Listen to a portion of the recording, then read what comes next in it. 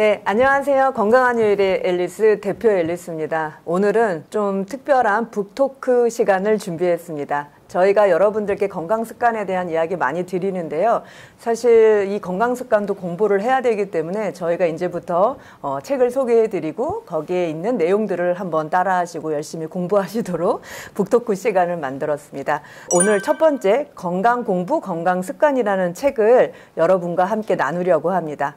오늘 이 책의 저자 오상우 교수님을 모시겠습니다. 네, 반갑습니다. 네. 불러주셔서 감사합니다. 네, 너무 바쁘신데 와주셔서 너무 감사드려요.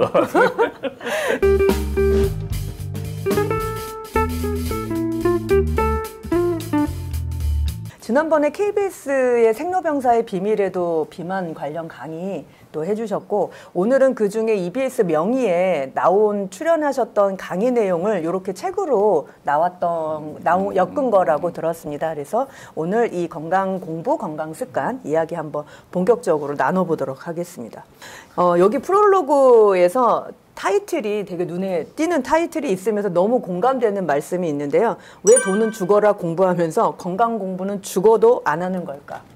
정말 왜 안 하는 걸까요? 너무 공감이 되는 말이면서 이게 너무 어려워서 안 하는 걸까요? 너무 고민이 저도 되는 부분입니다. 건강이라는 건 차근차근 쌓아나가야 되거든요. 어느 한순간에 어떤 일이 벌어질지 모르는 게 요즘 일이니까 사실 당뇨병 관리, 비만 관리, 그다음에 여러 생활습관 관리를 안 하면은 어느 한순간에 요즘과 같이 코로나가 오고 이럴 때는 금방 사망을 하든지 큰 일을 당하게 됩니다. 또 어떤 분은 지나가다가 갑자기 뇌졸중으로 쓰러지시는 분들도 많이 오고요. 근데 그걸 갖다 미리미리 준비를 안 하셨다가 순간적으로 당하는 일들이 많기 때문에 미리 준비를 하셔야 되는데, 예를 들어 뇌졸중 하나만 예를 들면은 뇌졸중이 시작하는 동맥경화가 언제부터 시작되냐면은 10대부터 시작되거든요. 그래서 10대부터 쌓여서 20년, 30년, 40년 동안 쌓이는데, 어떤 사람은 생활 습관이 나쁘니까 그 쌓이는 속도가 10년, 20년 만에 생기는 사람이 있고, 평생 그런 문제에서 자유롭게 지내는 분이 있고, 그래서 우리가 살 때 50까지만 살 거 아니잖아요. 80, 90까지 살 거기 때문에 많은 공부는 투자할 필요 없고, 작은 그 중간중간에 조금이라도 공부해 두면은 그게 사실은 돈 버는 것보다 더 큰 그 삶을 유지하는 데 도움이 될 수가 있죠. 그러면 교수님, 10대, 20대부터 좋은 습관, 건강 습관을 갖는 게 되게 중요할 수 있겠네요? 그렇죠. 사실은 우리가 어릴 때, 태어났을 때 어머니가 어떤 특성을 갖고 있느냐가 또 태어날 때부터 가지고 있는 우리 몸의 여러 가지 환경, 과정이 성인이 됐을 때 건강에 미친다는 연구 결과들이 요즘 쏟아져 나오고 있어요. 그래서 사실은 그런 유전자나 아니면 그런 특성을 가지고 있던 사람들이 시간이 점점 지나가면서 또 어릴 때 습관이 나빠지고 이러면은 그게 그대로 성인까지 이어져서 여러 가지 문제를 일으키고 있는데, 이런 한 예를 들어서 옛날에는 어릴 때 비만하면은 그냥 크면은 그냥 날씬해지잖아요. 근데 요즘은 아니에요. 요즘 어릴 때 비만이 그대로 70% 정도, 그다음에 가족력이 있으면 80~90% 그대로 성인 비만으로 넘어가고 당뇨병 그대로 가지고 있거든요. 기본적인 지식을 갖고 그걸 응용할 수 있는 그런 습관을 키우는 게 중요하다고 할 수 있죠. 네. 특히 어릴 때는 부모들의 역할이 되게 중요하겠네요. 그럼 아이들에게 건강 습관을, 아이들은 모르니까 그 룰을 만들어서 같이 해주고 즐겁게 하는 습관을 집에서 만들어주는 게 필요하겠네요. 그렇죠.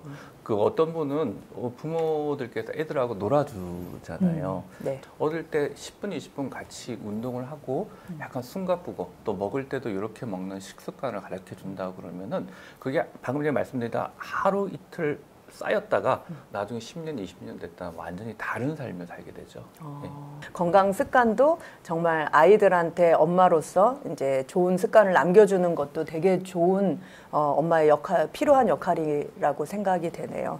책 초반에 되게 재밌게 들어주셨던 것 같아요. 이 유전자에 대한 이야기를 해주셨는데, 유전자가 되게 강력하다고 하잖아요. 유전자의 힘이. 근데 이제 유전자만이 아니고 그에 못지않게 생활습관이나 환경적인 요소 때문에 사람이 다르게 성장하고 다른 건강 상태가 나올 수 있다 해서 이제 쌍둥이 예를 좀 들어주셨는데, 그 얘기를 한번 좀 설명해 주시겠어요? 아주 흥미로운 결과였는데요. 애가 둘이 입양이 됐어요. 서로 다른 환경에서 커왔는데 똑같이 일란성 쌍둥이인데 나중에 봤더니 노화의 정도도 다르고 비만도도 다르고 갖고 있는 질병도 달랐던 겁니다. 나중에 그 입양된 친구들 다시 모아봤더니 그래서 우리가 유전자 하나로 모든 걸 설명하는 거는 아니에요. 요즘 뭐 그 DNA 검사, 유전자 검사들 많이 하잖아요.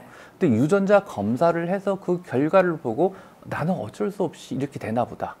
예를 들어 뭐 암에 걸렸다든지 뭐 이런 것들을 암에 걸릴 위험이 높다 그런 이야기를 들을 수 있을지는 모르지만은 순수하게 그런 유전자 때문에 암 발생, 당뇨병 발생, 심혈관 질환 발생 드뭅니다.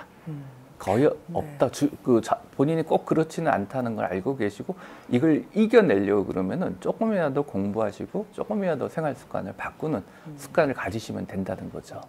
그럼 병원에 가서 여러분들 그 선생님께 저희 부모님이 당뇨가 있으셔서 하면서 제가 당뇨가 된 게 자연스럽다는 변명은 하지 마시고 생활 습관을 좋은 걸 갖고 열심히 노력해서 이런 만성질환이 오지 않도록 아니면 좀 늦추도록 노력해야 될 것 같습니다.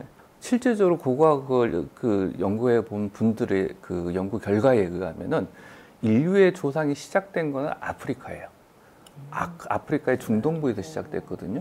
근데 그분들의 후손인 우리는 그분들의 DNA를 다 유전자를 갖고 있는데 우리는 왜 얼굴이 노랗고 인도 분들은 얼굴이 약간 까만 편이고 북유럽 사람은 얼굴이 왜 하얄까요? 환경 요소 때문에 그럴까요? 그렇죠. 살아남기 위해서죠. 이렇게 사실은 우리가 DNA를 똑같이 받는다 하더라도 그 환경에 살아남기 위해서 우리는 우리 생활 적응을 해야 되고 뿐만 아니라 그 지역에 또 음식들이 다 다르잖아요. 북유럽은 농사가 아예 안 되잖아요. 그러다 보니까 거기에 맞는 식습관이 그 풍토병을 만들고 우리는 또 우리 지역에 또 남쪽에는 뭐 그때 나오는 그 주변의 음식 그 여러 가지 농산물이라든지 그런 거에 우리 몸이 적응해 가는 과정이 있고 또 거기에 사는 여러 가지 바이러스라든지 그 다음에 세균이 다 다르잖아요. 거기를 적응해 온 거예요. 그래서 정리를 하자면은 유전자의 힘은 굉장히 강력합니다. 근데 강력한 반면에 우리 몸의 유전자는 똑같이 갖고 있더라도 그 환경, 그 다음에 우리가 먹어야 되는 생활 습관, 운동하는 습관에 따라서 그 유전자 중에 일부를 발현시키고 안 발현시키고 하거든요. 다시 말해서 내가 이 유전자 갖고 있다고 해서 그것 때문에 큰 병이 생기거나 죽는 경우는 많지 않고 그 유전자의 발현을 어떻게 조절해 나가느냐. 그게 핵심이라는 거죠.